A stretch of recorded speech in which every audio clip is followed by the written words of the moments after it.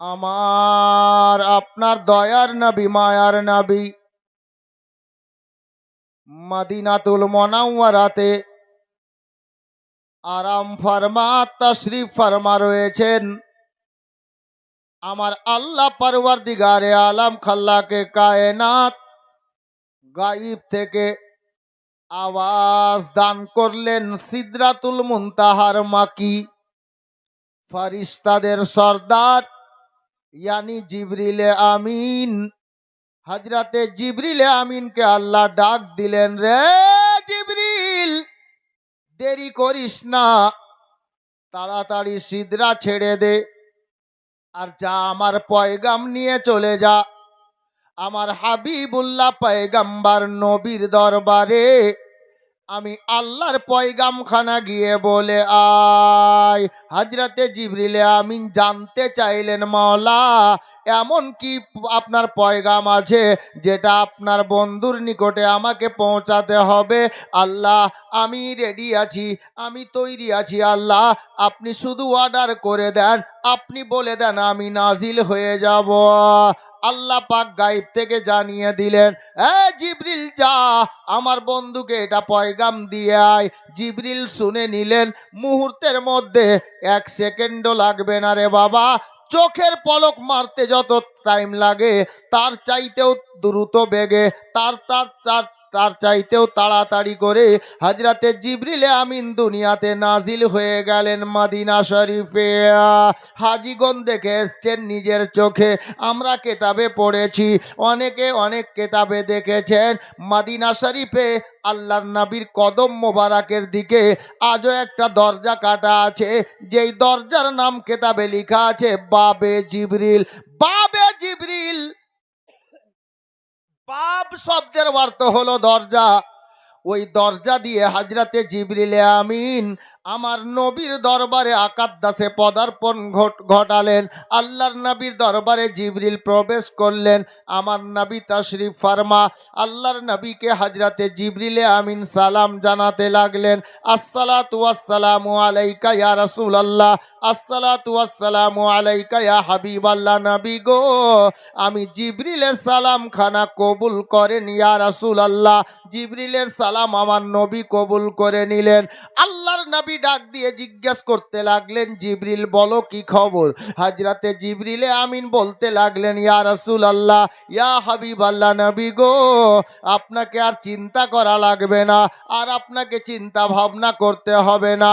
কেন রে জিবরিল? বলে, ইয়া রাসূলুল্লাহ, আল্লাহ পয়গাম পাঠিয়েছেন আপনার বেটি ফাতেমার বিয়েটা কার সঙ্গে দিবেন আপনি চিন্তায় পড়েছিলেন, আর চিন্তা করা লাগবে না, আল্লাহ পাক সেটা ফয়সালা করে দিয়েছেন। এই জিবরিল বলো আমার আল্লাহ কি বলে পাঠিয়েছেন? হযরতে জিবরিল আমিন বলেন, ইয়া রাসূলুল্লাহ, নবী গো আল্লাহ পাক বলে পাঠিয়েছেন আপনার বেটি ফাতেমার বিয়েটা অন্য কোনো ছেলের সঙ্গে নয়, আপনারই বংশের ছেলে, যিনার নাম কেতাবের পাতায় হযরতে মাওলা আলী রাদিয়াল্লাহু তাআলা আনহু, ওই আলীর সঙ্গে ফাতেমার বিয়েখানা আপনি পড়িয়ে দেন। এ বেরাদার, আল্লাহ তাবারাক ওয়া তাআলার অর্ডার হয়েছে, হুকুম হয়েছে। আমি পরিষ্কার করে দেব, অনেক মানুষ কনফিউজে থাকবে, যার জন্য 2 মিনিট দাঁড়ান বাবা। হযরতে জিবরিল আমিন বললেন, ইয়া রাসূলুল্লাহ, আপনার বেটি ফাতেমার বিয়েখানা আল্লাহ পাক পড়িয়ে দিতে বলেছেন হযরতে মাওলা আলীর সঙ্গে। আমার নবী বলছেন, জিবরিল তাই হবে, আল্লাহ যেটা নির্দেশ দিয়েছেন সেটাই আমি পালন করব। তবে একটি কথা আমি আগেই বলেছিলাম, নতুন কিছু কথা আসতে পারে, কথাটা মনে পড়ে গেল, শুনেন মা। আমার ভাইদেরকে দাদাদেরকে বলবো, এখনো সময় আছে, সতর্ক হন। যদি কোনো ছেলের বাবা বসে আছেন একটু খেয়াল রাখবেন, হয়তো আপনার দিলে গিয়ে লাগতে পারে কথাটা, শব্দটা। জিবরিল আমিন কি বললেন? ফাতেমার বিয়েটা আলীর সঙ্গে পড়াতে কে বলেছেন? আল্লাহ। আল্লাহর নবী সাল্লাল্লাহু তাআলা আলাইহি ওয়াসাল্লাম উনি বললেন, ঠিক আছে জিবরিল তাই হবে। নতুন কথাটা আগে শুনে নেন। জিবরিল বললেন, ইয়া রাসূলুল্লাহ, ইয়া হাবিবাল্লাহ, নবী গো একটি সুসংবাদ আর নিয়ে নেন। আমার নবী বললেন, জিবরিল আবার কি সুসংবাদ বলো তো? জিবরিল বলেন, ইয়া রাসূলুল্লাহ, ইয়া হাবিবাল্লাহ, ওগো আকা, আপনার বেটি ফাতেমার বিয়েটা মদিনাতে আপনি পড়াবেন পরে। আল্লাহ পাক আপনার বেটি ফাতেমার বিয়েটা জান্নাতের মধ্যে হযরতে আলীর সঙ্গে কবুল করে নিয়েছেন। জান্নাতের মধ্যে আপনার বেটি ফাতেমার বিয়েটা আলীর সঙ্গে পড়িয়ে দেওয়া হয়েছে। এখন একটা কথা বলেন তো, আমরা একটা কাজ করি, একটা মশলা মনে পড়লো এখন জীবনী গাইতে গাইতে, আমরাও ছেলে মেয়ের বিয়ে দিই। সাক্ষী কজন থাকে? একটু কথা বলিয়েন, তাহলে মজা আসবে। সাক্ষী কজন থাকে বিয়েতে, বিয়ে পড়ানোর টাইমে? এই 4 জন 5 জন করে করা যায়। 3টা না? 2টো সাক্ষী আর একটা কে? মানে আর কোর্টে যাওয়া লাগবে না নাকি? খুব ভালো করে বুঝিয়েন, অনেক বড় শব্দ আছে এটা। 2টো সাক্ষী থাকে দু সাইডে, আর একটা থাকে উকিল। আমাদের এলাকাতে কিন্তু এটা, এই খালা কথা না, কথা না, বুঝে যান। শুনতে এসেছেন, শোনেন, কিছু শিখেন, আপনাদেরও কাজে আসবে। একটু পর আপনাদের নিয়ে কথা হবে। বিয়ে উকিল কে দিবে? মশলা বলছি এবার, আমি এখন জীবনী বলছি না, এবার মশলা বলছি, শুনেন। উকিল কে দেয়? বলছি এক কাজ কর, মেয়েটার কাকাকে বল। বলে না? ওর কাকা বলছে আমি দিতে পারবো না। একদম গ্রাম্য ভাষা বলছি, সবাই বুঝবে। আমি দিতে পারবো না। কে দিবে? তাহলে ওর খালুকে বল। ওর খালু বলছে আমি তো দিল্লিতে আছি, সাইড থেকে যেতেই পারবো না। তাহলে কি করবি? এক কাজ কর, মেয়ের পিসাকে বল, ফুফাকে। ও বলছে না আমিও দিব না, সাতটা হয়ে গেছে, আর দিব না।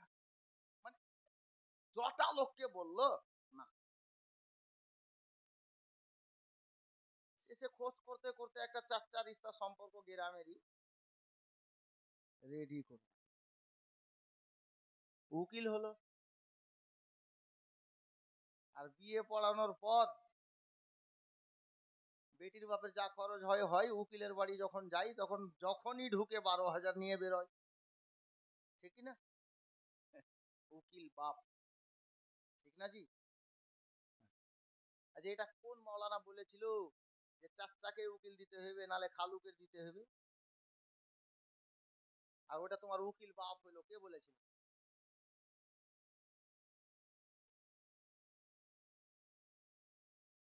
এ পিঙ্কির বাপ, ওই বস।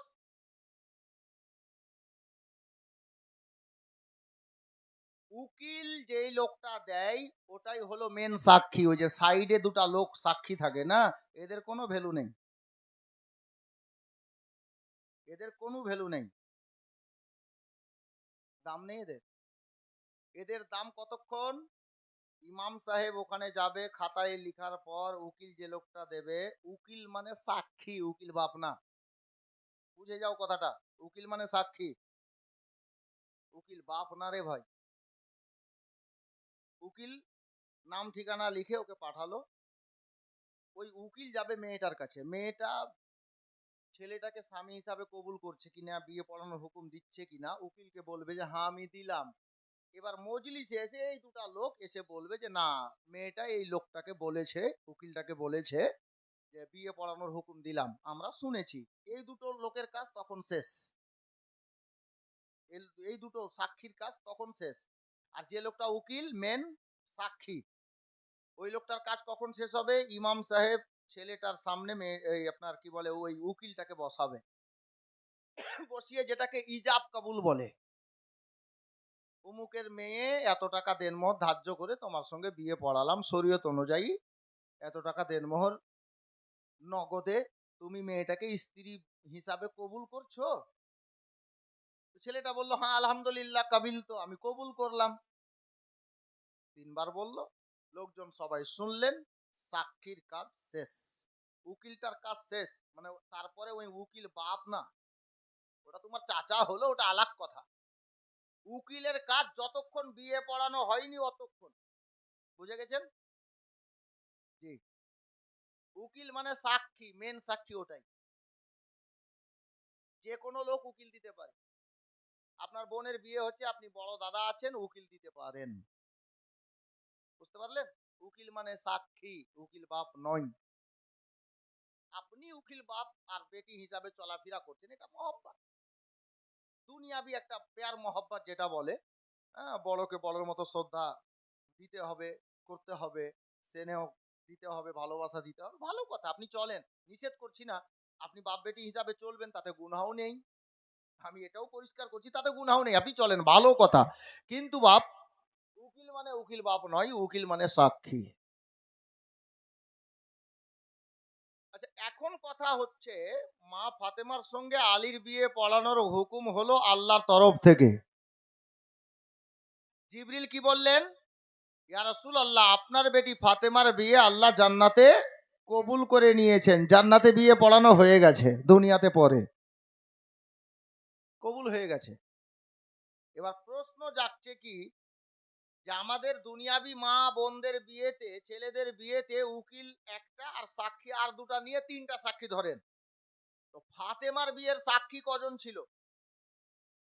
এটা হয়তো জীবনীতে শোনেননি, জীবনী আমিও বলেছি, হয়তো শোনেননি। ফাত- ফাতেমার বিয়ের সাক্ষী কে কে ছিলেন আর কতজন ছিলেন? এখন উত্তরটা নিবেন, আমি বলি। হযরতে নবী পাক সাল্লাল্লাহু তাআলা আলাইহি ওয়াসাল্লামকে জিবরিল বলছেন, ইয়া রাসূলুল্লাহ, ইয়া হাবিবাল্লাহ, নবী গো, আপনার বেটি ফাতেমার বিয়েটা আল্লাহ জান্নাতে কবুল করে নিয়েছেন, পড়িয়ে দেওয়া হয়েছে। হুজুর জানেন? জিবরিল কি রে? আহা হা। জিবরিল আমিন বলেন, ইয়া রাসূলুল্লাহ, ইয়া হাবিবাল্লাহ, নবী গো, আপনার বেটি ফাতেমার বিয়েটা আল্লাহ পাক জান্নাতের মধ্যে আলীর সঙ্গে পড়িয়ে দিয়েছেন। আর আপনার বেটি ফাতেমার বিয়েতে সাক্ষী হয়েছে অন্য কেউ নয়, আল্লাহ পাকের নূরের ফারিস্তারা।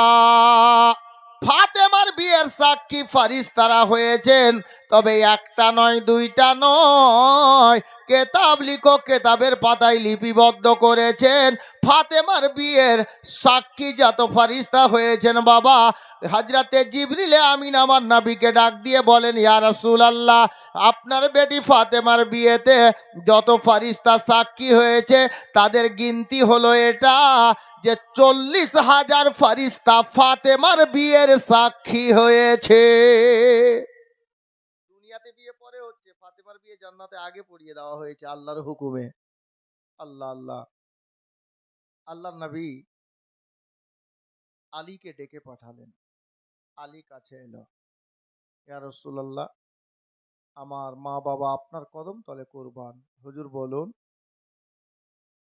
হযরতে মাওলা আলীকে আমার নবী বলছেন, আলী রে, তোমার জন্য একটা খুশির সংবাদ আছে। ইয়া রাসূলুল্লাহ বলুন, আমি শুনতে পারি? হ্যাঁ অবশ্যই। হুজুর সেটা কি? আমার মায়ার নবী বলেন, এ আলী শোনো,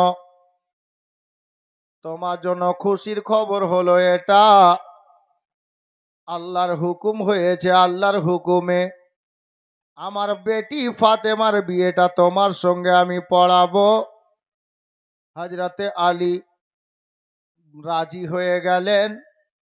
এখন আমার নবী বলছেন, আলী রে, একটা মেয়েকে নিজের স্ত্রী রূপে কবুল করতে হলে তার মোহরানা নগদ আদায় করতে হবে। আল্লাহ পাকের এটা নির্দেশ আছে, ফরজে আইন আছে, যে মেয়েটার মোহরানা তোমাকে নগদ আদায় করা লাগবে। এ আলী, বলো তোমার কাছে কিছু আছে?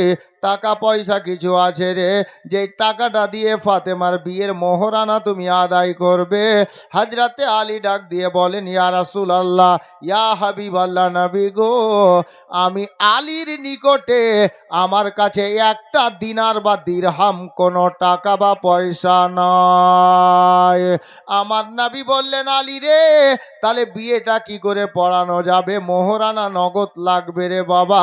হযরতে আলীকে আমার নবী ডাক দিয়ে বললেন, আলী তাহলে বলো, তোমার কাছে কোনো আসবাবপত্র আছে, কোনো জিনিস রাখা আছে যেটা তোমার নিজস্ব সম্পদ, নিজস্ব আপনার কি বলে জিনিসপত্র?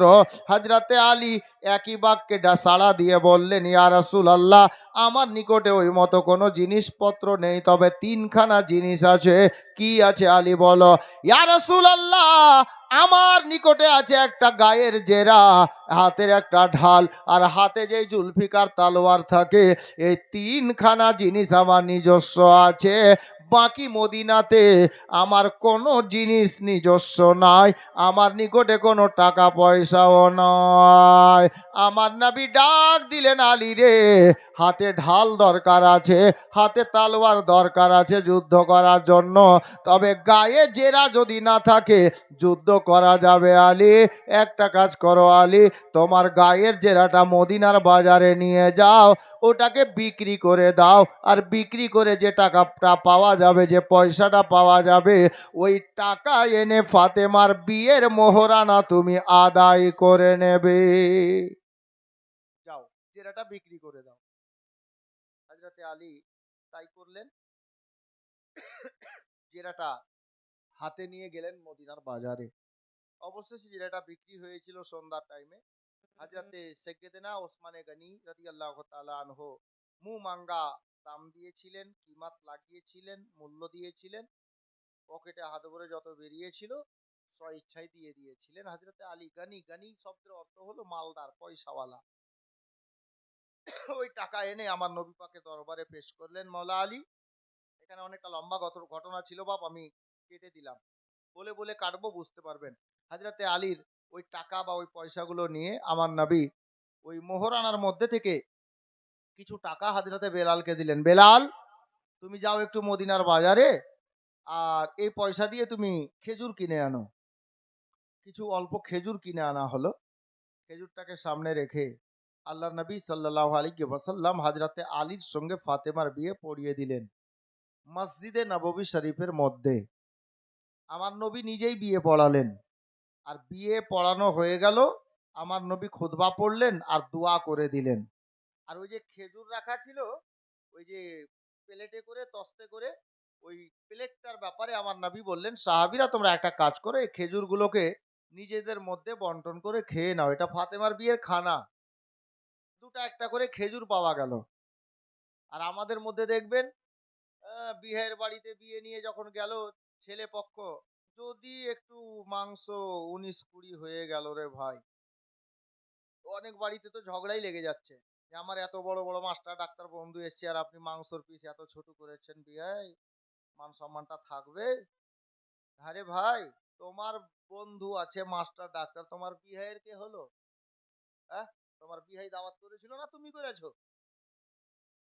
তুমি মুখের মাপ নিয়ে কয় ইঞ্চি বড় মুখ আছে, তুমি নিজের বাড়িতে ওইরকম গরু কিনো, আর মুখের মাপ নিয়ে নিয়ে পিস করে খাওয়াও। ওই গরিব লোকটার প্রতি কেন জুলুম করছো তুমি, যেটা শরীয়ত হুকুম দেয়নি?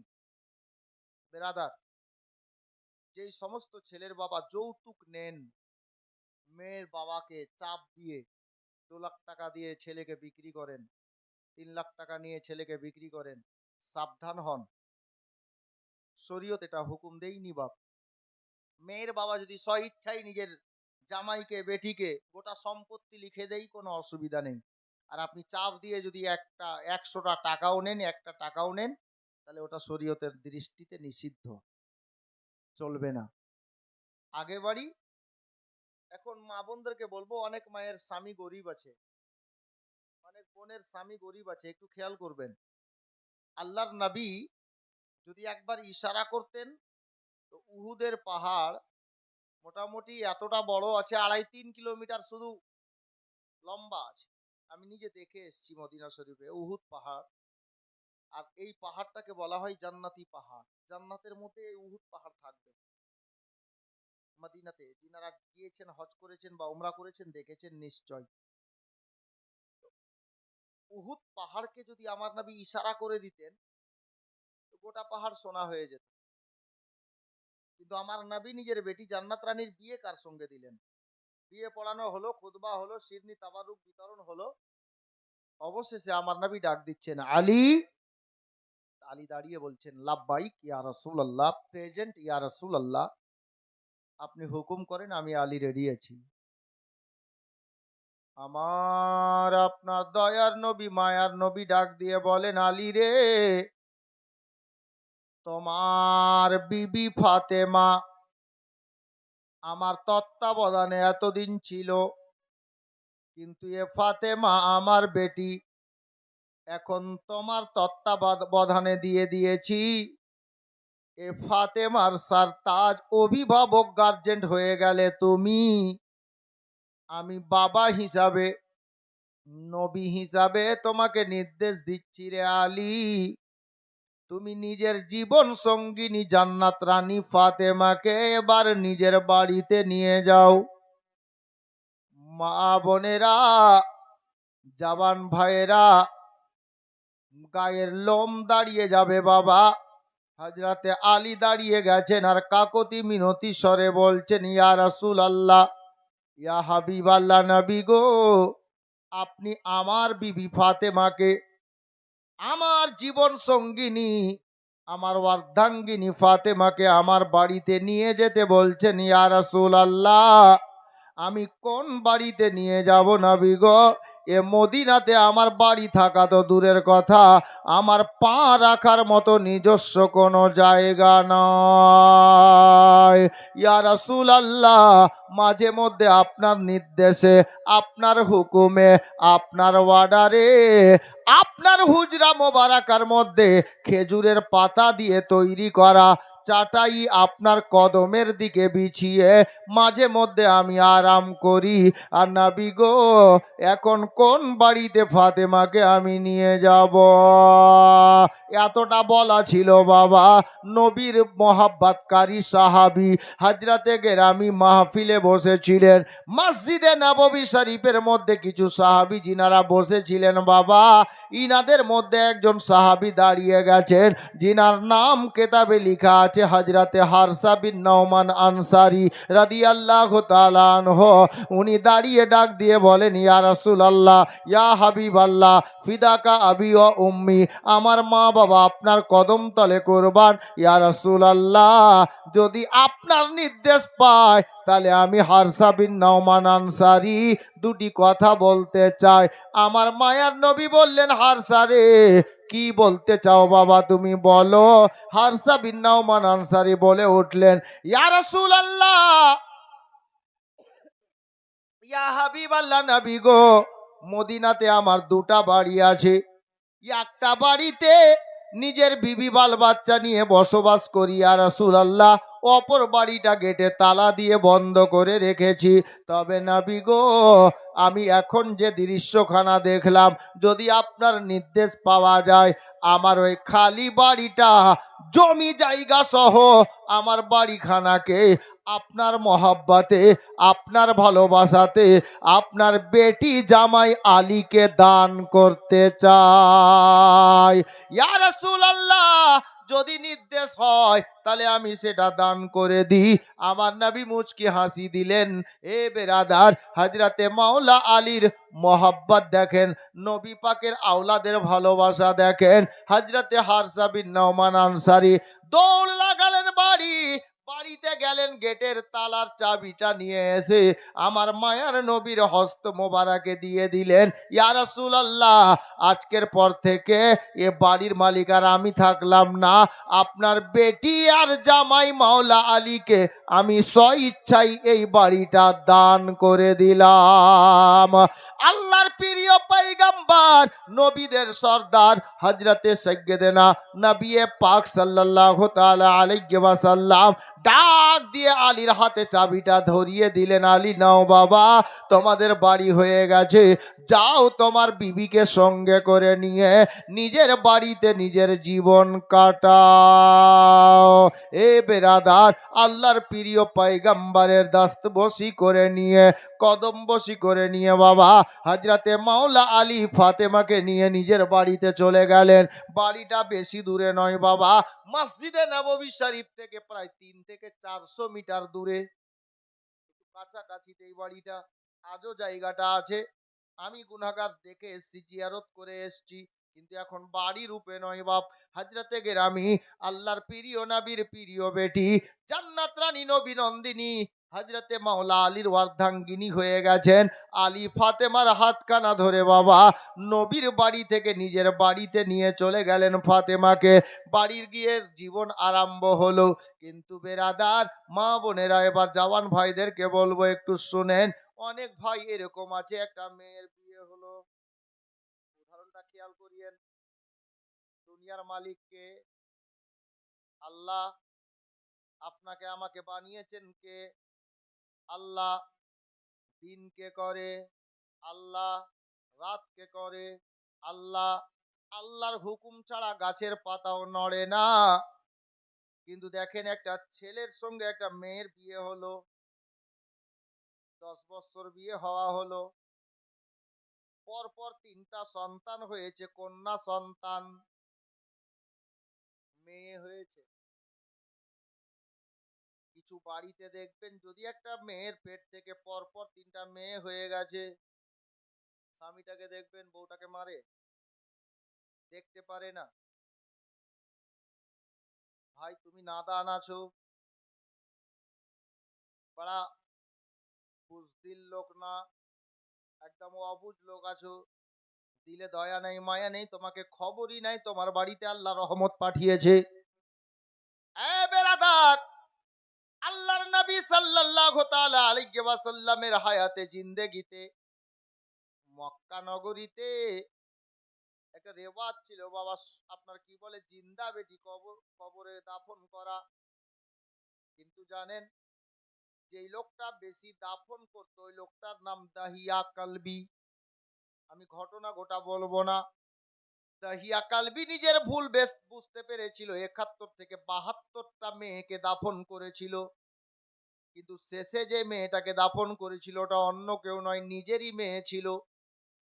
ওই মেয়েটাকে দাফন করার পরে নিজের ভুল বুঝতে পেরে যাওয়ার পর আল্লাহর নবীর দরবারে হাজির হয়ে দাহিয়া কালবি কেঁদেছিল নিজের ভুলের কারণে।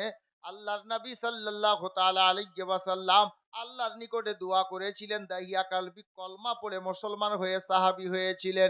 এ বেরাদার, তখন আমার নবীর জবান থেকে বেরিয়েছিল, এই আমার উম্মতিরা শোনো গো, আমি আজ নবী এলান করে দিই। কি এলান ইয়া রাসূলুল্লাহ? আমার নবী সেই দিন এলান করেছিলেন, আমার উম্মতেরা শুনে রাখো, মনে রাখো, জেনে রাখো, আমি নবী বলে গেলাম, যার একটি মেয়ে হবে সে হবে জান্নাতি, 2টি মেয়ে হবে সে হবে জান্নাতি, যার 3খানা মেয়ে হবে সেই লোকটাকে আমি নবী নিজের সাথে করে খোদার জান্নাতে যাব। জোরে বলেন সুবহানাল্লাহ। আল্লাহর প্রিয় পয়গম্বর সাল্লাল্লাহু আলাইহি ওয়াসাল্লাম, আগরবাতিটা ধরিয়ে দেন, নালে নিভিয়ে দেন, এখানে দিয়েন না, ওদিকে থাক ভাই, এটাকে নিয়ে যাও, স্বামী নিয়ে যাও তো। আসলে মাফ করবেন, ভালোর জন্য দিয়েছেন, কিন্তু আমি গতকালকে বাড়ি এসেছি, ট্রেনের সফর করে এসিতে থাকার কারণে সিনাতে একটু কফ জমে গেছে, কাশি হচ্ছে, বুঝতে পারছেন, এর লুকানোর কিছু নেই। তো ব্যাপার হচ্ছে এই জন্য ওটা গলায় লাগলে আরো কাশিটা উঠবে, যার জন্য আমি ওটাকে সরিয়ে দিতে বললাম। কেউ মাইন্ড করবেন না বাপ। তো যাই হোক, আল্লাহ নবী সাল্লাল্লাহু আলাইহি ওয়াসাল্লাম সেই দিন এলান করেছিলেন, যার 3টা মেয়ে হবে সে আমার সঙ্গে যাবে জান্নাতে। তো বাপ, আচ্ছা বলেন তো, একটা মেয়ের পেট থেকে 3টা 4টা মেয়ে হয়ে গেল, তো কি ওই মেয়েটা নিজের হাতে ধরে মেয়ে নিয়েছে, না ওর বাবার হুকুম হয়েছিল, না তোমার বাবার হুকুম হয়েছিল? এটা আল্লাহর হুকুম, আল্লাহ দিয়েছেন, ও মেয়েটার কি দোষ? তুমি মেয়েটাকে দেখতে পাচ্ছ না? আল্লাহ তোমার বাড়িতে রহমত বর্ষিত করেছে, যে বাড়িতে প্রথম মেয়ের জন্ম হয় ওই বাড়িতে আল্লাহর রহমত বেশি বর্ষিত হয়। এটা না যে ছেলে হলে রহমত বর্ষিত হয় না, হয়, কিন্তু মেয়ে হলে বেশি বর্ষিত হয়। কিতাবে এসছে, আল্লাহর নবী বলেন, যখন কোনো বাড়িতে কোনো ছেলের জন্ম হয়, ধরুন যে আপনার একটা ছেলে হলো আপনার স্ত্রীর পেট থেকে, আল্লাহ ফারিস্তাদের মধ্যে এলান করে আর বলে, এই যে আমি একটা বান্দাকে পাঠালাম না, ওই ছেলেটাকে আল্লাহ পাক ডাক দিয়ে বলেন, এই আমার বান্দা, যাও, তুমি দুনিয়াতে চলে গেলে, তুমি বড় হয়ে নিজের বাবার বাজু হয়ে যাও। বাহুশক্তি হয়ে যাবে, বাবার বাজু হয়ে যাও। আর যখন কোনো বাড়িতে মেয়ের জন্ম হয়, তখন আল্লাহ নিজেই বলে, এ আমার ফারিস্তারা, তোমরা সাক্ষী হয়ে যাও, এই ছেলেটার মেয়ে জন্ম নিয়েছে, তো ওই বাবার বাজু আমি আল্লাহ হয়ে গেলাম। জোরে বলুন সুবহানাল্লাহ। কম বড় ভাগ্যের বিষয়। হ্যাঁ, তোমার বাড়িতে মেয়ের জন্ম হচ্ছে, তুমি স্ত্রীকে দেখতে পাচ্ছ না, গালাত কথা, ভুল কথা। একটু বুঝো ভাই, জীবনী শুনে কি হবে যদি আপনি কিছু না বুঝেন, না আমল করেন, ঠিক কি না? বুঝতে হবে, শিখতে হবে কিছু। অনেক মেয়ে কষ্টে আছে যে 4টা মেয়ে হয়ে গেছে, তো স্বামী দেখতে পারে না, শাশুড়ি দেখতে পারে না। খালা, আপনি ভুলে যেন না, হতে পারে আপনার মেয়ের গর্ভ থেকেও আল্লাহ পর পর 4টা মেয়ে দিয়ে দিবে, তো আপনার জামাই যদি আপনার মেয়েটাকে দেখতে না পারে, তো আপনার দিলে কতটা আঘাত লাগবে। অনেক বাড়িতে আছে এরকম, শুনতে পাই। জি, যার জন্য অনুরোধ করব, সময় আছে, সাবধান হয়ে যান। হাজরাতে গেরামি, কি বলছিলাম, আমি কেন এই ঘটনা বললাম, কেন এই কথাটা বললাম? রাত গেল, সকাল হলো। ফাতেমা কোথায় গেছেন? স্বামীর বাড়ি। দ্বিতীয় হিজরিতে ফাতেমার বিয়ে হলো। রাত গেল, সকাল হলো, ফজরের নামাজ হলো। আল্লাহ নবী সাল্লাল্লাহু আলাইহি ওয়াসাল্লাম ফজরের নামাজ মসজিদে নববী শরীফে পড়লেন, আদায় করলেন। আদায় করার পর মসজিদ থেকে বেরোলেন। আমাদের মধ্যে কিছু লোক আছে, বুঝবেন, মাফ করবেন, আমি ভালোর জন্য বলছি, বুঝার জন্য বলছি। কিছু লোক আছে মসজিদ থেকে বেরিয়ে আগে মাঠের দিকে যাবে। কিছু লোক আছে মসজিদ থেকে বেরিয়ে রাস্তায় হাঁটে, অসুখ বিসুখের জন্য হাঁটো, ভালো কথা, শরীরকেও ঠিক রাখতে হবে। আর কিছু লোকের অভ্যাস আছে, ও মসজিদ থেকে বেরিয়ে কোনো গল্প না, সোজা চায়ের দোকান, মানে চা খেতে হবে। যার যেটা অভ্যাস, ঠিক আছে, তুমি করো, আমি খারাপ বলছি না। তোমার অভ্যাস আছে, তুমি খাচ্ছ, নামাজ পড়ে যাও, তুমি নিজের কাজ করো। কিন্তু কেতাব তুলে দেখেন, আল্লাহর নবী ফজর পড়ে বেরিয়ে কোথায় যাচ্ছেন সেদিন। আল্লাহ আল্লাহ। আমার মায়ার নবী মসজিদে নববী শরীফ থেকে ফজর নামাজ আদায় করে নেওয়ার পরে মসজিদে নববী শরীফ থেকে বেরিয়ে বাড়িতে গেলেন না, অন্য কোথাও গেলেন না। এক কদম দুই কদম করতে করতে হযরতে জান্নাত রানী নবী নন্দিনী ফাতেমার বাড়ির দিকে চললেন। ফাতেমার বাড়ির দরজাতে গিয়ে ফাতেমার বাড়ির দরজার শিকলি নড়িয়ে দিলেন, ফাতেমা বলে ডাক দিলেন। যেমনই ফাতেমা শব্দ পেয়েছেন, আমার নবী চলে এসছেন, ফাতেমা ভিতর থেকে দরজাখানা খুলে দিলেন। আর যেমনই দরজা খুলে ফাতেমা দাঁড়িয়েছেন, আল্লাহর প্রিয় নবী নিজের বেটি ফাতেমাকে সালাম জানিয়ে দিলেন। এ বেরাদার, আজকের জীবনীতে এটাই সিনাতে ভরে নিয়ে যাও ছেলেরা, বাড়িতে যাও, নিজের মেয়েকে বাড়ির গেটে দাঁড়িয়ে যদি কোনো বাবা সালাম করে নিতে পারে, তাহলে আমার মায়ার নবীর সুন্নত আদায় হবে। এ বেরাদার, একটা কথা কেতাবে লিখা, আমার বাবা ভাইয়েরা সকলে জানেন, বয়স্করা বেশি বলেন, আল্লাহু আকবার, যেমন গাছ তেমনই ফল হবে। আমের গাছে লিচু হবে না রে বাবা, লিচুর গাছে কাঁঠাল ফলবে না। গাছ যেমন হবে, ফল তেমন হবে। আল্লাহর নবী সালাম দিলেন নিজের বেটি জান্নাত রানী ফাতেমাকে। ফাতেমা সালাম কবুল করে নিয়ে আবার নিজের আব্বা জানকে, আমার বিশ্ব নবীকে ফাতেমা সালাম দিলেন। বাবা সালাম দিলেন বেটিকে, আর বেটি সালাম দিলেন বাবাকে। তাহলে বোঝা গেল, যদি কোনো বেটি নিজের আব্বাকে সালাম করতে পারে, তাহলে জান্নাত রানী নবী নন্দিনী ফাতেমার সুন্নত আদায় হবে। মেয়েরা সালাম করে, মেয়েরা সালাম করে না, কি করে? ঘুম থেকে জাগলো, বিছানাতে আছে, আব্বাকে ফোন করে বলছে, আব্বা গুড মর্নিং। হ্যাঁ জি, কিছু বাবা আছে ঘুম থেকে জাগলো, ছেলেকে ডাক দিচ্ছে, এই, রিঙ্কু উঠ। রিঙ্কু উঠলো, বাপ বলছে গুড মর্নিং। নবীর সুন্নতে আমল নেই, ইংরেজদের সুন্নতে আমল আছে। যদি কোনো মেয়ে নিজের বাবাকে সালাম করে, কোনো বাবা যদি নিজের বেটিকে সালাম করে, তাহলে আমার নবী পাক সাল্লাল্লাহু তাআলা আলাইহি ওয়াসাল্লাম বলেন ইয়াকে অপরের মোহাব্বতটা আরো বেড়ে যাবে। যদি কোনো স্বামী নিজের স্ত্রীকে সালাম করে, স্ত্রী স্বামীকে সালাম করে, স্বামী স্ত্রীর মধ্যে মোহাব্বত ভালোবাসা বাড়বে। আমার নবীর ফরমান আছে, বাবারা সালাম দেওয়া নেওয়া হলো। আমার মা ফাতেমা জান্নাত রানী বলেন, ইয়া রাসূলুল্লাহ বাইরেই দাঁড়াবেন না, ভিতরে আসবেন, ভিতরে আসেন। আল্লাহর নবী ভিতরে গেলেন। আমার নবী ডাক দিলেন, আলী কোথায়? বলে হুজুর বাড়িতে। আলী সামনে আসলেন, নবীকে সালাম দিলেন। হযরতে মাওলা আলী দাঁড়িয়ে আছেন। আমার মায়ার নবী ডাক দিয়ে বললেন, ফাতেমা লাব্বাইক ইয়া রাসূলুল্লাহ। একটা কথা মনে পড়ে গেল, মাফ করবেন।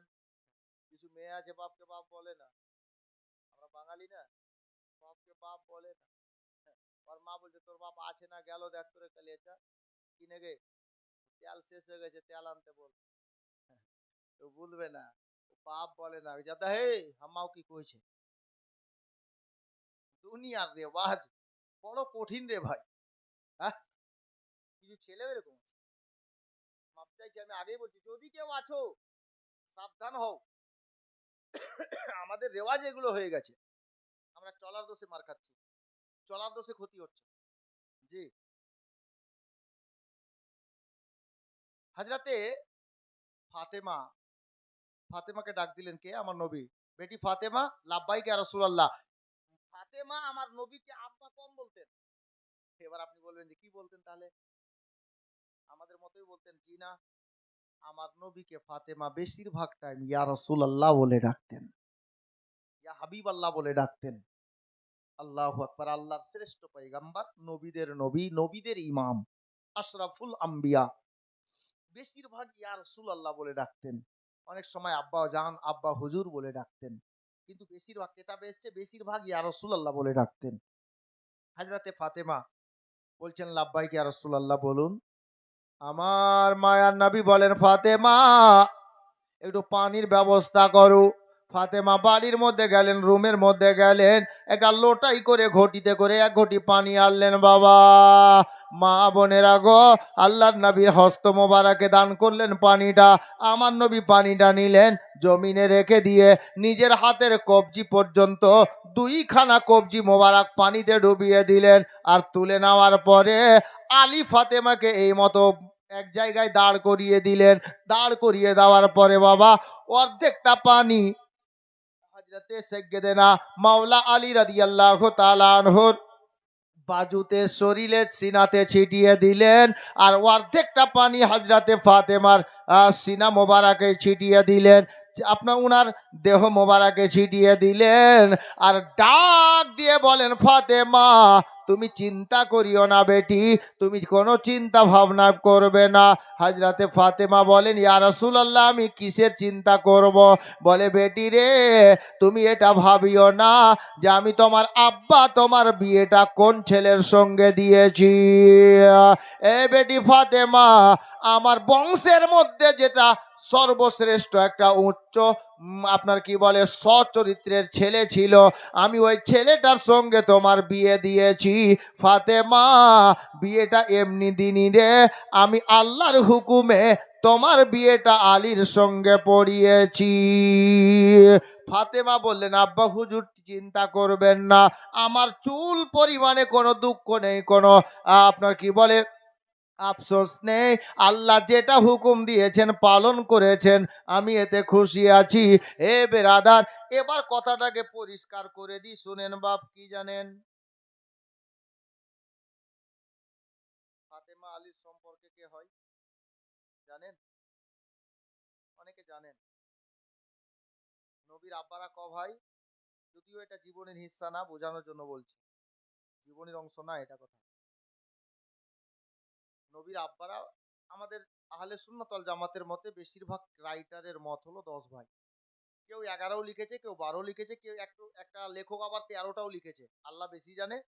কিন্তু আমাদের লেখক যিনারা, ইনাদের বেশিরভাগ লেখকের মতে 10 ভাই। 10 ভাইয়ের মধ্যে দুই ভাই এক মায়ের পেটের, আর 8 ভাই আর এক মায়ের পেটে।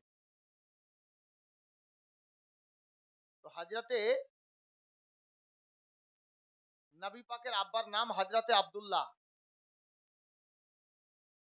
ইনারা দুই ভাই, একজন আমাদের নবীর আব্বা আর একজন হলেন হাজরাতে আবু তালিব, মানে আলীর আব্বা। হাজরাতে আলীর আব্বা আর নবীর আব্বা দুই ভাই, তাহলে নবী পাক আর আলী সম্পর্কে কে হলো? চাচতো ভাই। তো নবীর বেটি ফাতেমা, আমি পরিষ্কার করছি, এই জওয়ান ছেলেরা কান লাগাও, সকালে আবার এটা গল্প করবে যে চাচার সঙ্গে বিয়ে হয়েছে, ঠিক না? এই জন্য আমি পরিষ্কার করছি, শোনো। হাজরাতে ফাতেমা আর আলী ইনারা সম্পর্কে চাচা ভাতিজি হলেন, বুঝতে পেরে গেছেন? এবার এখানে কোন লাফুসাই মানে কোন শব্দ আপনার আমার বের করা মোটেই উচিত নয়। হতে পারে ইমানের খাতরা, ইমান চলে যাওয়ার আশঙ্কা থাকবে। কেন? এই বিয়েটা পড়ানো হলো কার হুকুমে? আল্লাহর হুকুমে। আল্লাহ নিজেই জিবরিলকে পাঠিয়ে হুকুম দিলেন, এতে আপনার আর আমার কোনো মন্তব্য পেশ করার দরকার মোটেই নেই। আশা করছি বুঝে গেছেন। যার জন্য এই সম্পর্কে কোনো জবান না খোলাই ভালো, নয়তো আপনি ইমান থেকে হাত ধুয়ে নিতে পারেন। জি, এটা আল্লাহর হুকুম ছিল। হাজরাতে গেরামি, ফাতেমার বিয়ে সম্পূর্ণ, ফাতেমার জীবন আরম্ভ, সাংসারিক জীবন চলতে থাকলো। একদিন যাই দুই দিন যাই, ফাতেমার সংসার চলছে ভালোই। আল্লাহর নবী মদিনাতুল মুনাওয়ারাতে মসজিদে নববী শরীফে বিরাজমান। কেউ এসে হঠাৎ করে আমার নবীকে ডাক দিয়ে বলেন, ইয়া রাসূলুল্লাহ, আপনার নিকটে একটা খবর নিয়ে আসলাম। কি খবর রে? বলে, হুজুর, আপনার বেটি ফাতেমার বাড়িতে আপনার বেটির গর্ভ থেকে একটা আপনার নাতির জন্ম হয়েছে। আমার নবী খুব খুশি হলেন, আনন্দে আনন্দিত হয়ে আর দেরি না করে তখনই সঙ্গে সঙ্গে ফাতেমার বাড়ি চলতে লাগলেন। বাবারা, ভাইয়েরা, মা বোনেরা, আমার মায়ার নবী চলতে চলতে হাজরাতে ফাতেমার বাড়ির গেটে হাজির। আওয়াজ দিলেন, আলী দরজা খুলে দিলেন। হাজরাতে মাওলা আলী যেমনই দরজা খুলেছেন, নবী আমার প্রবেশ করলেন। বাড়িতে একটা দাসী ছিল, যিনার নাম কিতাবে লেখা আছে হযরতে আসমা রাদিয়াল্লাহু তাআলা আনহা। আসমা নামক দাসীটা একটা রেশমি কাপড়ে করে হযরতে আলীর বেটাকে ধারণ করে নিয়ে আমার নবী পাকের হস্ত মোবারকে বাবা এনে দান করে দিলেন। আল্লাহর নবী বাচ্চাটাকে নিলেন, ডান কানে আজান দিলেন, বাম কানে একামত দিয়ে দেওয়ার পরে আমার মায়ার নবী হযরতে আলীকে বলেন, আলী, তোমার ছেলের নামটা কি রেখেছ? বলে, হুজুর, এটা কেমন কথা? আমি আলীর শক্তি আছে যে আপনি দয়ার নবী থাকতে, এ বাচ্চার নানা যান আপনি থাকতে, আমি আমার বেটার নামটা রাখবো। আমি নাম রাখিনি হুজুর, আপনার নাতির নামখানা আপনি রেখে দেন। আমার নবী বললেন, আলী রে, তোমার ছেলের নামটা আমি ওই নামটা রাখবো রে, আল্লাহ পাক যেই নামটা আমাকে রাখতে বলবে। না, এতটা বলা ছিল বাবা। আল্লাহ পাকের রহমত জোশে চলে এলো। হযরতে জিবরিল আমিনকে ডাক দিয়ে বললেন, জিবরিল, আর দেরি করিস না, যা আলীর বাড়িতে আমার দয়ার নবী বসে আছেন, তাশরিফ ফরমা আছেন, আলীর বাড়িতে আমার পয়গাম নিয়ে যা। আমার নবীকে গিয়ে বল, আল্লাহু আকবার কবিরা। আল্লাহ নামখানা দিয়ে পাঠিয়ে দিলেন বাবা। জিবরিল মুহূর্তের মধ্যে নাজিল হয়ে গেলেন। আল্লাহর প্রিয় নবীকে, মায়ার নবী, দয়ার নবীকে সালাম পেশ করে জিবরিল আমিন বলেন, ইয়া রাসূলুল্লাহ, ইয়া হাবিবাল্লাহ, নবী গো, আল্লাহ পাক আপনাকে মোবারকবাদি জানিয়েছেন, আপনার নাতি হয়েছে বলে। ইয়া রাসূলুল্লাহ, আপনাকে চিন্তা করা লাগবে না, আল্লাহ পাক আপনার নাতির নাম দিয়ে পাঠিয়েছেন। জিবরিল, কি নাম দিয়ে পাঠিয়েছেন বলো? হযরতে জিবরিল আমিন বললেন, ইয়া রাসূলুল্লাহ, আপনি দুনিয়াতে আসার আগে একই জামানাতে একই টাইমে একই বাড়িতে দুজন নবী পাঠিয়েছিলেন আল্লাহ। একজন হলেন হযরতে মূসা আলাইহিস সালাম, আর অপরজন হলেন মূসা নবীর ভাই হযরতে হারুন আলাইহিস সালাম। ইয়া রাসূলুল্লাহ, হযরতে হারুন আলাইহিস সালামকে আল্লাহ পাক দুটা ছেলে দান করেছিলেন। একটা ছেলের নাম ছিল হযরতে গেরামি সাব্বার, এটা সুরিয়ানি ভাষা। একটা ছেলের নাম ছিল সাব্বার। নবী গো, আপনার নাতির নামটা সাব্বার রাখতে বললেন। আল্লাহ পাক বলে পাঠিয়েছেন এটা জান্নাতি নাম, বাছাই করা নাম, আপনি এই সাব্বার নামে নামটা রেখে দেন। তবে ইয়া রাসূলুল্লাহ, আল্লাহ এটাও বলে পাঠিয়েছেন এই সুরিয়ানি ভাষায় সাব্বার শব্দটাকে যদি আরবিতে বলতে চান তাহলে এই নামটা হবে সাব্বারের সাব্বার যে নামটা রাখার নির্দেশ দিয়েছেন এটা হবে হযরতে হাসান। হাসান নামটা আপনি রেখে দেন। বলে জিবরিল চলে গেলেন বাবা। আল্লাহর প্রিয় নবী হযরতে আলীকে ডাক দিয়ে বললেন, আলী রে, আল্লাহ তোর ছেলের নাম পাঠিয়ে দিয়েছেন আমার নিকটে, তোর ছেলের নামখানা হলো হাসান, এই হাসান নামটা রেখে দে। তবে আলী একটা কাজ করিস। জি হুজুর বলেন। বলে তোর ছেলের বয়সটা যেদিন 7 দিন হবে মাথার চুলটাকে কামিয়ে নিবি, আর সম পরিমাণ আপনার কি বলে চাঁদি ওজন করে নিয়ে, অতটা যতটা চুল ওজন হবে অতটা চাঁদি ফকির মিসকিনদের মধ্যে বিতরণ করে দিও, বেটে দিও, বন্টন করে দিও। আর 7 দিনের টাইমে ছেলেটার আকিকা করে দেবে। এ বাবা, হযরত আলী তাই করলেন। যিনি দুনিয়াতে আসলেন ইনার নাম হলো ইমাম হাসান রাদিয়াল্লাহু তাআলা আনহু। রোজার মাস ছিল 15ই রমজান। 15 রোজাতে ইমাম হাসানের জন্ম হলো 3 হিজরিতে। মা ফাতেমার পেট থেকে দুনিয়ার বুকে সোনার মদিনাতে উনার জন্ম হলো। হাসানকে বড় হতে দেন। একটু এদিকে চলেন বাবা। আমার নবী পাকের চাচাদের মধ্যে একজন চাচার নাম কিতাবে পাওয়া যায় হযরতে আব্বাস রাদিয়াল্লাহু তাআলা আনহু। হযরতে আব্বাস নবী পাকের একজন চাচা। ইনি পরবর্তীতে নবীর কলমা পড়ে ঈমান এনেছিলেন, সাহাবী হয়েছিলেন। মদিনাতে আমার নবী তাশরিফ ফরমা, আর নবী পাকের একজন চাচি জিনাকে আব্বাস রাদিয়াল্লাহু তাআলা আনহুর স্ত্রীর দিকে ইশারা করা হয়েছে যে এটা ওই আব্বাসের স্ত্রী, জিনার নাম কিতাবে লেখা আছে হযরতে উম্মে ফজল। হযরতে উম্মে ফজল একদিন রাতের বেলায় বিছানায় ঘুমিয়ে আছেন। মা, খালা, বোন একটু ধ্যান দেন। এখানে একটি কথা, কথা তো অনেক বুঝার আছে, সবটা যদি আমি খুলে খুলে বলি তাহলে জীবনী এগিয়ে নিয়ে যেতে পারবো না, যার জন্য সবটা কথা বোঝাচ্ছি না আমি। একটু বুঝার চেষ্টা করবেন। তো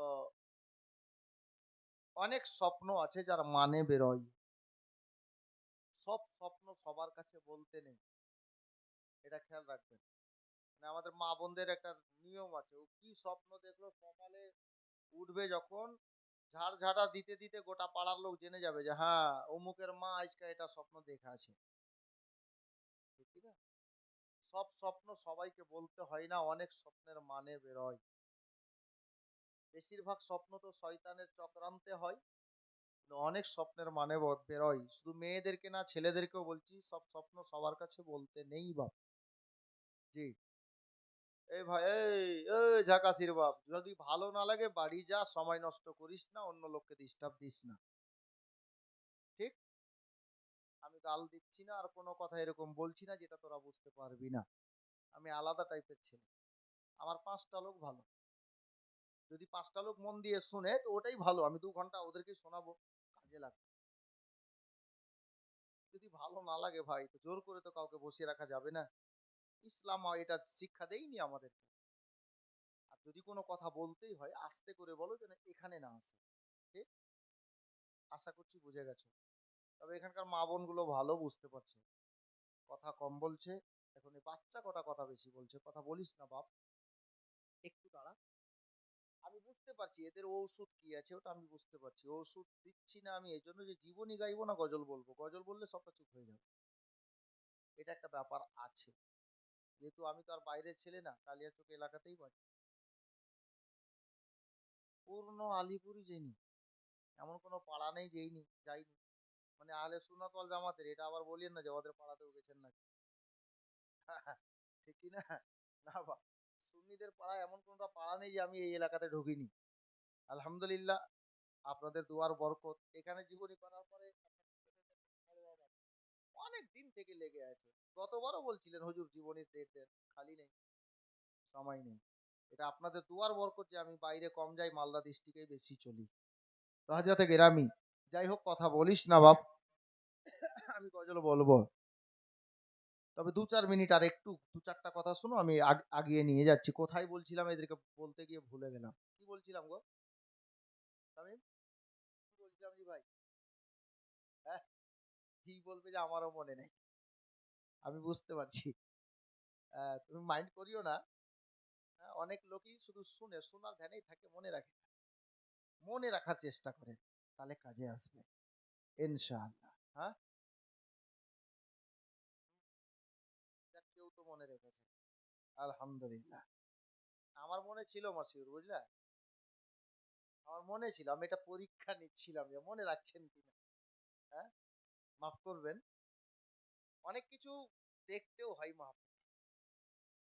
তো বলছিলাম, যেখানে বলছিলাম ওখানে নিয়ে যাচ্ছি। আমি গজল একটু পরে বলছি, একটু বসো।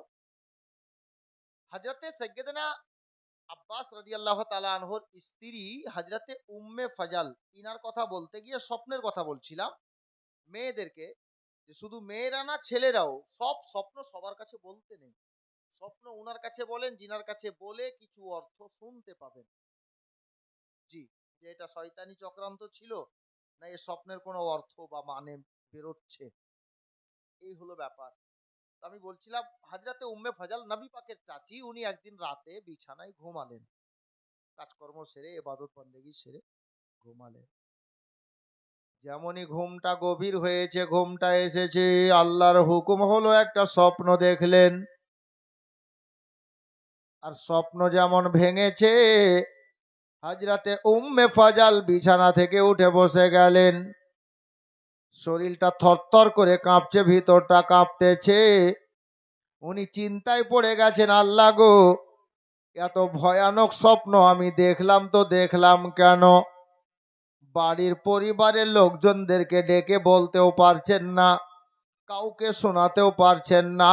বারবার চেষ্টা চালাচ্ছেন বিছানায় ঘুমিয়ে যাব, কিন্তু ঘুমও আসছে না। কেন এত ভয়ানক স্বপ্ন আমি দেখলাম? কখন সকাল হবে? বিছানায় বসে বসে সকাল হয়ে গেল বাবা। এই সকাল হওয়াতে হযরতে নবী পাকের চাচি যান এক পা দুপা করতে করতে আমার মায়ার নবীর দরবারে আকাদ্দাসে পৌঁছে গেলেন। আসসালাতু ওয়াসসালামু আলাইকা ইয়া রাসূলুল্লাহ, আসসালাতু ওয়াসসালামু আলাইকা ইয়া হাবিবাল্লাহ। আমার নবী সালাম কবুল করে বলেন, চাচি যান, কি খবর সকাল সকাল আমার দরবারে? উনি বলছেন, ইয়া রাসূলুল্লাহ, নবী গো, আজকে রাতের বেলাতে আমি বিছানায় ঘুমিয়েছিলাম, ভয়ানক একটা স্বপ্ন দেখলাম। যখন থেকে স্বপ্ন দেখেছি আমার ঘুমটা ভেঙে গেছে, আর আমি তখন থেকে বিছানায় ঘুমাতে পারি না। আমি সারা রাত বিছানায় বসে বসে রাতটা অতিবাহিত করেছি ইয়া রাসূলুল্লাহ। আমার নবী ডাক দিয়ে বলেন, চাচি গো, আপনার স্বপ্নটা আমার সামনে আপনি বলেন। বলতে যাবেন কি আবার থরথর করে কাঁপছেন আর বলছেন, ইয়া রাসূলুল্লাহ, আমার বড় ভয় লাগতেছে, স্বপ্নখানা আপনাকে শোনাতে। আমার মায়ার নবী বললেন, চাচি গো, আমি নবী নির্দেশ দিলাম, অর্ডার দিলাম, হুকুম দিলাম, চিন্তার কোনো বিষয় নেই, আপনি স্বপ্নখানা দিল খুলে বলে দেন। আল্লাহর প্রিয় নবীকে সামনে করে হযরতে নবী পাকের চাচি যান বলতে লাগলেন, ইয়া রাসূলুল্লাহ, আজকে গভীর রাতে স্বপ্নটা শুনেন মা বোনেরা গো। আল্লাহর নবীর চাচি বলতে লাগলেন, ইয়া রাসূলুল্লাহ, আমি রাতের বেলায় বিছানায় ঘুমিয়েছিলাম গভীর ঘুমের মধ্যে, আর আমি হঠাৎ করে স্বপ্ন দেখে নিলাম। স্বপ্নতে কি দেখলেন চাচি? বলে, স্বপ্ন হলো এটা, আমি স্বপ্নে দেখলাম আপনার পবিত্র শরীর মোবারক থেকে এক টুকরা মাংস কেউ কেটে নিয়েছে, আর মাংসখানা কেটে নিয়ে আমাকে দিল। আমি আঁচল বাড়িয়ে ওই মাংসর টুকরোখানাকে আঁচলে ঢেকে নিজের সিনার সঙ্গে আমি লাগিয়ে নিলাম। এই স্বপ্নখানা রাত্রে দেখেছি, ঘুমটা ভেঙেছে। এখন পর্যন্ত আমি কাউকে ভয়ে বলতে পারিনি। আমার নবী মুচকি মুচকি হাসছেন আর ডাক দিয়ে বলছেন, চাচি আপনি বলেন তো স্বপ্নটা কি সত্যিকারে দেখেছেন? বলে, ইয়া রাসূলুল্লাহ, আমার মা বাবা আপনার কদম তলে কুরবান, আমি সত্যিকারে স্বপ্ন দেখেছি। তখন আমার মায়ার নবী ডাক দিয়ে বললেন, চাচি গো, তাহলে ভয়ের কোনো কারণ নেই, চিন্তার কোনো কারণ নেই। চাচি যান, তাহলে অর্থখানা শুনেলেন। আপনার স্বপ্ন যদি সত্যি হয়ে থাকে তাহলে বড় খুশির খবর আছে। কি খবর আছে ইয়া রাসূলুল্লাহ? বলে, চাচি যান, আপনার স্বপ্ন যদি সত্য হয় তাহলে অল্প দিনের মধ্যে আমার বেটি জান্নাত রানীর বাড়িতে জান্নাত রানী ফাতেমার পেট থেকে আবার আমার একটা নাতির জন্ম হবে, আবার ফাতেমার একটা বেটা ছেলে জন্ম নেবে। ওই ছেলেটাকে সর্বপ্রথমে তুমি নিজের কোলে তুলে নেবে। এটাই হলো তোমার স্বপ্নের মানে। তোমার স্বপ্ন যদি সত্যি হয় না, তাহলে স্বপ্নের মানে হলো এটা যে আমার বেটি ফাতেমার পেট থেকে আবার একটা ছেলের জন্ম হবে, মানে আমার একটা নাতি হবে। আর ওই বাচ্চাটাকে সবার আগে সর্বপ্রথমে তুমি নিজের কোলে নিয়ে সিনাতে লাগাবে। এই হলো স্বপ্নের মানে। ভয়ের কোনো কারণ নেই, যান বাড়ি যান। হাজরাতে উম্মে ফাজাল খুশ হলেন, ভয়টা কেটে গেল, বাড়ি আসলেন। বেরাদার, ঠিক অল্পদিন অতিবাহিত হওয়ার পরে কেউ গিয়ে আমার নবীকে খবর দিলেন, ইয়া রাসূলুল্লাহ, জানেন আপনার একটা নাতির জন্ম হয়েছে আজকে আবার। আমার নবী মসজিদে নববী শরীফ থেকে তশরিফ নিয়ে আসলেন, আলীর বাড়িতে প্রবেশ করলেন। তো দেখছেন কি জানেন? ওই যে স্বপ্ন দেখলেন না কয়েক মাস আগে উম্মে ফাজাল, যেটা এখনই বললাম, কেতাব লিখেও লিখছেন, ফাতেমার বাড়িতে কোনো কাজ ক্ষেত্রে কোনো দরকারে নবী পাকের এই চাচি উম্মে ফাজাল গিয়েছিলেন। ওই টাইমে কোনো কাজ ক্ষেত্রে গিয়েছিলেন, আর বাড়িতে যাওয়াও শুরু, আর ফাতেমার প্রসব ব্যথা। আচ্ছা বলেন তো, নবী পাকের চাচি আর নবীর বেটি ফাতেমা সন্তান ভূমিষ্ঠ করবে, বাচ্চা ভূমিষ্ঠ করবে, এই টাইমে কোনো মেয়ে যদি কোনো মেয়ের কাছে চলে যায়, ও কি কাজ থাকলেও ছেড়ে আসতে পারবে? উম্মে ফাজাল বাড়িতে থেমে গেলেন। ফাতেমার পেট থেকে বাচ্চা হলো, নবী পাকের দরবারে খবর হলো, আর নবী যেমনই বাড়িতে আসলেন ফাতেমার, উম্মে ফাজাল বাড়িতেই ছিলেন ফাতেমার। ওই যে একটা রেশমি কাপড়ে করে বাচ্চাটাকে ধরে নিয়ে আল্লাহর নবীর দরবারে এনে আমার নবীকে বলছেন, ইয়া রাসূলুল্লাহ, এই দেখেন আপনার একটা নাতি হয়েছে। আমার নবী নিজের কোলে নিলেন, নিয়ে বলছেন, চাচি দেখলেন? মনে করিয়ে দিলেন কয়েক মাস আগে যে স্বপ্নটা আপনি দেখেছিলেন না, আমি বলেছিলাম অর্থটা, সেটা আজকে সত্যি হলো কিনা। ইনি বলছেন, জি হুজুর, সেটা সত্যি হয়ে গেল। বাবা, আল্লাহর নবী এই ছেলেটাকে কোলে নিয়ে ডান কানে আজান দিলেন, বাম কানে একামত দিলেন। একামত অনেকে বুঝে না, যাকে নামাজের টাইমে তাকবীর বলে। জি, তাকবীর দিলেন। এখানে একটু আলাদা, আল্লাহর নবী ইমাম হাসানের ডান কানেও আজান দিয়েছিলেন, বাম কানে একামত দিয়েছিলেন। হুসাইনের এই বাচ্চাটার কানেও আজান দিলেন, একামত দিলেন। কিন্তু এখানে একটু আলাদা। কি, একজন কেতাব লেখক বলছেন, আল্লাহর নবীর নিজের জিহুব্বা মোবারক, মানে জিভা মোবারক বের করে বাচ্চাটার মুখে এরকম রেখে দিলেন। আর এই বাচ্চাটা জিহুব্বাটা ওই মতো চুষতে লাগলেন, যেই মতো একটা বাচ্চা মায়ের স্তন চুষে দুধ পান করে। আর একজন রাইটার বলছেন, না, হাজরাতে নবী পাক ডান কানে আজান বাম কানে একামত দেওয়ার পরে নিজের শাহাদাত আঙ্গুল মোবারক বের করলেন, আর নিজের মুখ থেকে লবে দাহান, মানে থুথু মোবারক বের করে এই বাচ্চাটার মুখে দিয়ে দিলেন। আর আলীকে বললেন, আলী তোমার ছেলের নাম রেখেছো? Same case. বলছে না হুজুর, আপনি নাম রেখে দেন। আল্লাহ নবী বললেন, আল্লাহ যে নামটা রাখতে বলবেন সে নামটাই রাখবো। আল্লাহ জিবরিলকে পাঠালেন নাম দিয়ে। জিবরিল এসে বললেন, ইয়া রাসূলুল্লাহ, হারুন আলাইহিস সালামের দুটা ছেলে ছিল। বড় ছেলের নাম ছিল সাব্বার, আর ছোট ছেলেটার নাম ছিল সাব্বির।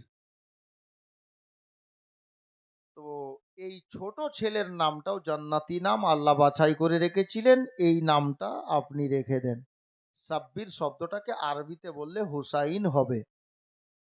ইয়া রাসূলুল্লাহ, আপনার নাতি এই সাব্বির, এর আরবিতে নামটা হবে হুসাইন বলে দিয়ে জিবরিল চলে গেলেন। 7 দিনে মাথার চুল কামিয়ে সম পরিমাণ চাঁদি বিতরণ করা হয়েছিল এবং দুটি জানবারকে আল্লাহর রাস্তায় জবাই করা হয়েছিল, যাকে আকিকা বলে। আল্লাহর শুকরিয়া আদায় করলেন, বাচ্চা দুটো বড় হতে দেন। এখন বাস দুটি লাইন আমার নিজের লেখা, বহুদিন আগে লিখেছিলাম। আমি প্রত্যেক জীবনীতে দুটি লাইন বলি। সেটা কি জানেন? গ্রামটার নাম কি বলছেন? গ্যাসুমরি বলছেন? হ্যাঁ, গ্যাসুমর। আর শুনেন, আমরা যিনাদের জীবনী শুনছি না, ইনারা হলেন আহলে বাইত। আহলে বাইত, আহলে বাইত কাদেরকে বলে?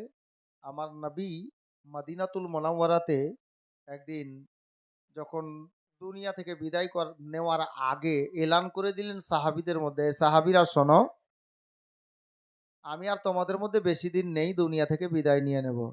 সাহাবীরা কাঁদতে লাগলেন, ইয়া রাসূলুল্লাহ, তাহলে আমরা কাকে নিয়ে বাঁচবো? আমাদের সাহারা কে হবে?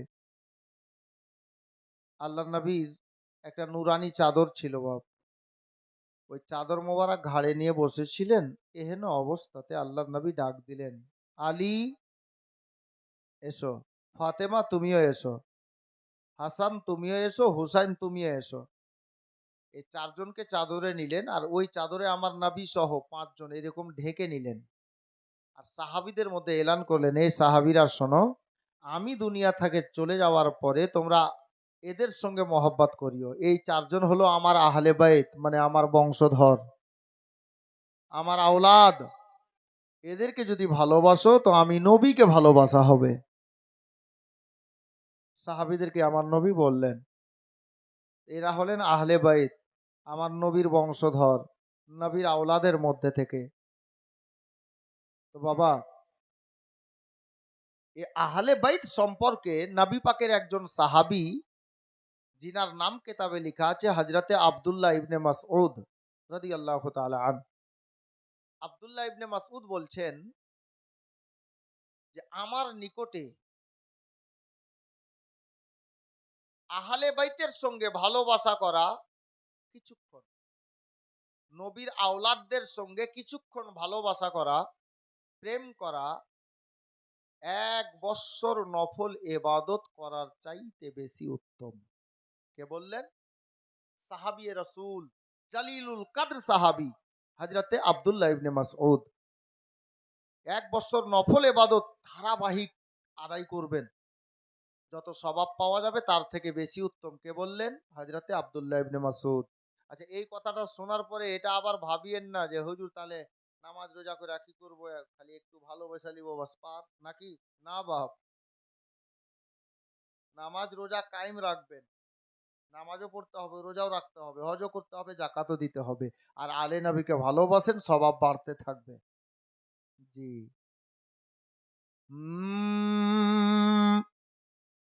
গাসু মোড়ের মমিন। মমিন কাকে বলে? জোলাকে? হ্যাঁ, মমিন বলে ইমানদার মুসলমানকে, যাদের ইমান আছে তাদেরকে মমিন বলে। জি, মমিন মানে জোলহা না। মানে আমরা আমাদের কালিয়াচকের একটা ভাষা আছে, যারা ওই জোলহা আছে ওদেরকে মমিন বলে। ওটা লাকাব হতে পারে, ওটা আলাদা কথা, কিন্তু আসলে ইসলামের দৃষ্টিতে মমিন ওই লোকটা যে লোকটা ইমানদার। মমিন ছেলে আর মোমেনা মেয়ে। হ্যাঁ, এরা মাঝে মাঝে মধ্যে খবর পড়ছে। হ্যাঁ, এখন খবর কেউ শুনবে না বাপ, সকাল 7টায় পড়িস। সে দেখেন, ও গো গ্যাসু মোড়ের মমিন, বড়ই গো ভাগ্যবান। কেন? শুনিতে বসেছে দেখো কারবালার বয়ান, শুনিতে বসেছে সবাই হুসাইনের বয়ান, শুনিতে বসেছে দেখো কারবালার বয়ান। ও গহুর পরি আর ফারিস্তারা আসিছে তামাম, শুনিবে সকলে ইমাম হুসাইনের বয়ান, শুনিতে বসেছে সবাই কারবালার বয়ান। কালকে না হলে পরশু শুনবেন, ছন্দ শুনেন। পত্র পেলেন 150 খানা, পত্র পেলেন 150 খানা, ইমাম হুসাইন তখন ছিলেন মক্কায়, ধোকা দিল কুফাবাসীরা, ধোকা দিল কুফাবাসীরা, পৌঁছে গেলেন ইমাম ওই কারবালায়। ও গো পৌঁছে সেথায় পানির জন্য, পৌঁছে সেথায় পানির জন্য, বড়ই পারিশান, শুনিতে বসেছে সবাই কারবালার বয়ান, শুনিতে বসেছে দেখো কারবালার বয়ান। ও গো গ্যাসু মোড়ের মমিন, বড়ই গো ভাগ্যবান, শুনিতে বসেছে সবাই কারবালার বয়ান, শুনিতে বসেছে দেখো কারবালার বয়ান। ও গহুর পরি আর ফারিস্তারা আসিছে তামাম, শুনিবে সকলে ইমাম হুসাইনের বয়ান, শুনিবে সকলে ইমাম হুসাইনের বয়ান। বেরাদার, হযরতে ইমাম হুসাইন রাদিয়াল্লাহু তাআলা আন 4th হিজরিতে শাবান মাসের 5 তারিখে, শাবান মাস কোনটাকে বলে? রমজান মাসের আগের মাসটাকে। এই ছেলে, এই হয় ওদেরকে পাঠান, আর নাহলে একজন বড় লোক কেউ বসেন।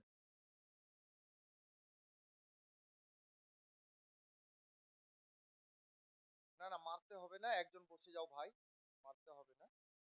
আহ, কথা বলিস না বাবা, আমি কোনো খারাপ কথা বলছি বলো?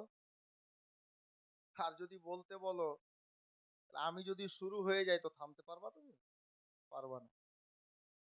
বয়স কত হবে বাচ্চাগুলোর? খুব বেশি তো 12, 14, 10, এর থেকে বেশি হবে না, ঠিক না?